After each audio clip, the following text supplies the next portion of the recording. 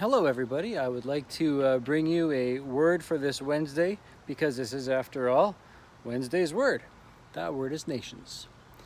Nations. It's not lost on me that pretty soon is a big deal day in our nation, the United States. Independence Day, 4th of July, that's how I know it. Today is this day that used to be called Dominion Day. I had no idea that's what it was called. I know it as Canada Day.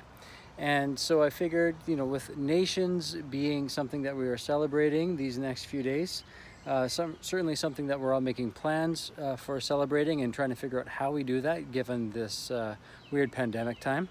I thought I'd talk about nations. It's one of my favorite Greek words, actually. Genos is what the nations are. And genos is a word, how would I transpose it? Like Genos, genos, I think.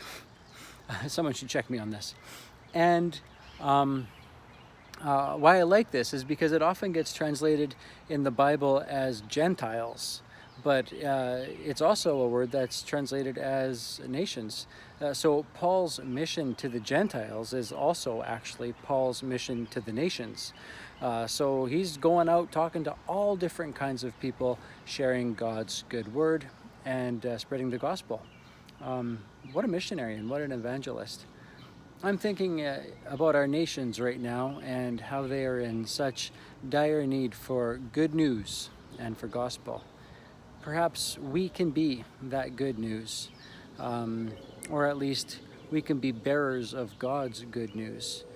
I like that a lot because, there's other ways that we can translate genos or nations, and that could also not just be Gentiles, but genes. It has to do with different genes, different genetics, different races, different people, which again paints Paul's mission with great beauty, as God's word is for all people. So not just the nations of, the United States, or not just the nations of Canada. Think about the nations where maybe your ancestry has come from. Think about the nations that were here first, the First Nations people of North America. And also think about how, it's easy to think about all the injustice that's taken place, but think about how God's word is subversive. God's word gives hope.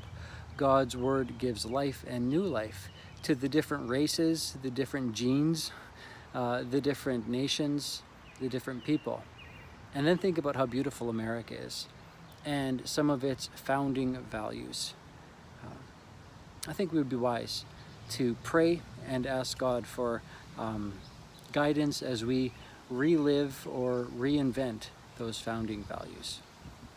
All right, friends, thank you for another episode of Wednesday's Word, Nations, Genos, and goodbye.